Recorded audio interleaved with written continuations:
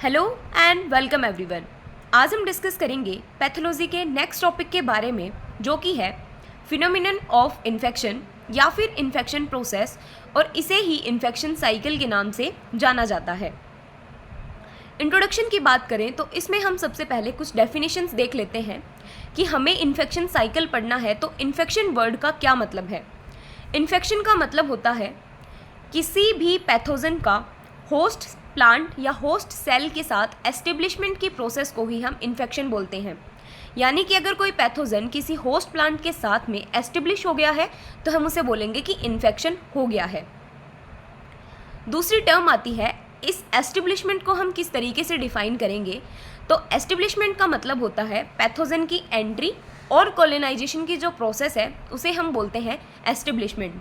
यानी कि ओवरऑल हम इन्फेक्शन क्या बोलेंगे कि जब किसी पैथोजन की होस्ट प्लांट के अंदर एंट्री हो जाती है और वो कॉलोनाइज करने लग जाता है तो उस प्रोसेस को हम बोलते हैं कि इन्फेक्शन हो चुका है। इसके अलावा जो पैथोजन के इन्फेक्टिव प्रोपग्यूल्स होते हैं जो कि होस्ट के कांटेक्ट में आते हैं और डिजीज़ को कोज करते हैं, उन इन्फेक्टिव प्रोपग्यूल्स को हम बोलते हैं इनोकुलम। इन्फेक्शन प्रोसेस का मतलब हुआ establishment of pathogen in the host plant. Establishment का मतलब हुआ कि होस्ट टिश्यूज़ के अंदर पैथोजन की एंट्री होना और उसका कॉलोनाइजेशन करना। और इनोकुलम का मतलब हुआ जो इन्फेक्टिव प्रोपोग्यूल्स जो कि होस्ट के कांटेक्ट में आके डिजीज़ को कोज करते हैं, उन्हें हम बोलते हैं इनोकुलम। इन्फेक्शन साइकिल या इन्फेक्शन को कंप्लीट होने के लिए 3 फैक्टर्स रिक्वायर हैं। First host factors, second pathogen factors and third environmental factors. पूरा इन्फेक्शन साइकिल जो है वो तभी कंप्लीट होगा जब होस्ट ससेप्टिबल होगा, पैथोजन विरुलेंट होगा एंड एनवायरमेंटिक कंडीशंस जो हैं वो इन्फेक्शन होने के फेवरेबल होंगी। यानी कि जितना पैथोजन को एनवायरमेंटिक कंडीशंस चाहिए वो उसको मिलेंगी, तभी इन्फेक्शन की जो प्रोसेस है वो सक्सेसफुली कंप्लीट होगी। इन्फेक्शन साइकिल की पूरी प्रोसेस में या इन्फेक्शन की पूरी प्रोसेस को 3 स्टेजेस में डिवाइड किया गया है। वो 3 स्टेजेस हैं, first pre penetration, second penetration and third post penetration. जब भी आपको क्वेश्चन में पूछे कि discuss the stages of infection और इन्फेक्शन साइकिल, तो आपको ये तीनों स्टेजेस मेंशन करनी है, pre penetration, penetration and post penetration. सबसे पहले हम बात करते हैं प्री पेनिट्रेशन के बारे में। प्री पेनिट्रेशन का मतलब हुआ पैथोजन का किसी भी होस्ट सेल के अंदर पेनिट्रेट करने से पहले की जो प्रोसेसेस हैं वो इसके अंदर इन्वॉल्व की जाएंगी।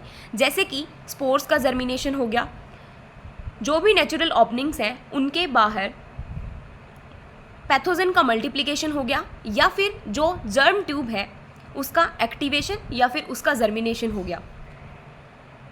जो डिफरेंट वायरसेस हैं वो अलग अलग तरीके से इन्फेक्ट करते हैं, वो अलग अलग तरीके से इन्फेक्ट करते हैं। इस ही इन्फेक्शन के बेसिस पे जो प्री पेनिट्रेशन की प्रोसेस है उसके आधार पर पर्टिकुलर पैथोजन्स को 2 कैटेगरीज में डिवाइड किया गया है, active invaders and passive invaders.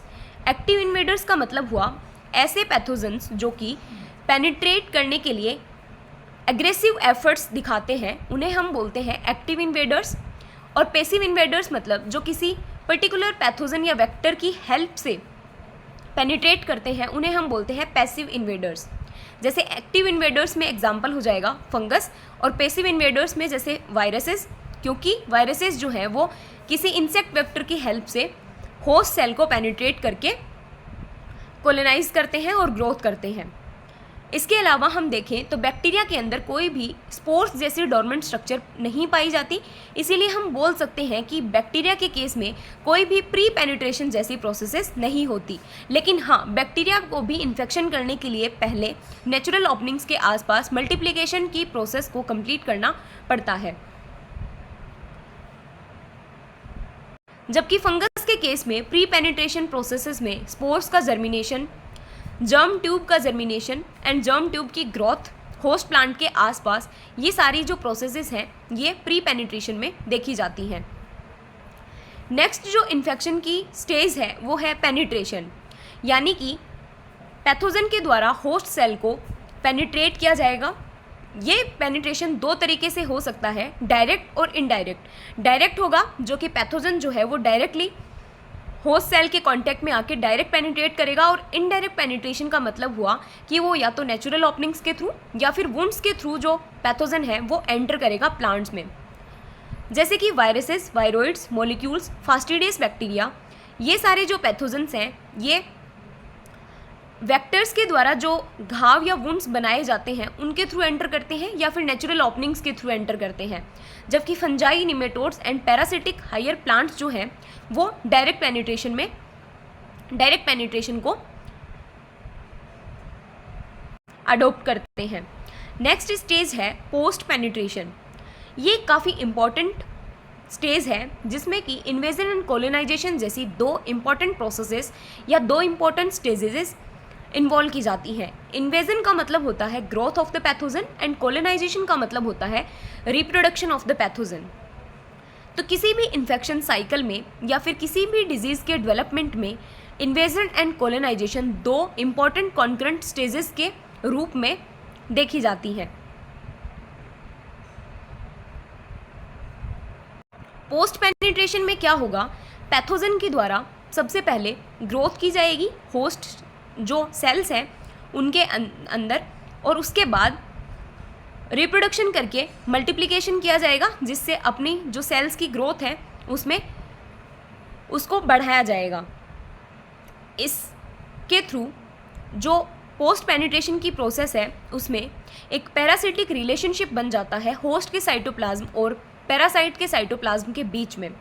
इसी इन्फेक्शन प्रोसेस के दौरान पैथोजन ग्रो करता है और प्लांट टिश्यूज़ के अंदर मल्टीप्लाई करता है। जब पोस्ट पेनिट्रेशन की प्रोसेस कंप्लीट हो जाती है यानी कि पैथोजन की ग्रोथ और मल्टीप्लिकेशन कंप्लीट हो जाता है, तब पैथोजन की एग्जिट होती है यानी कि एग्जिट ऑफ द पैथोजन। वो पैथोजन अब उस होस्ट प्लांट से किसी अनोदर होस्ट प्लांट के ऊपर जाएगा और किसी अनोदर होस्ट प्लांट को इन्फेक्ट करेगा, और इसी तरीके से ये पूरा इन्फेक्शन साइकिल जो है वो चलता रहेगा।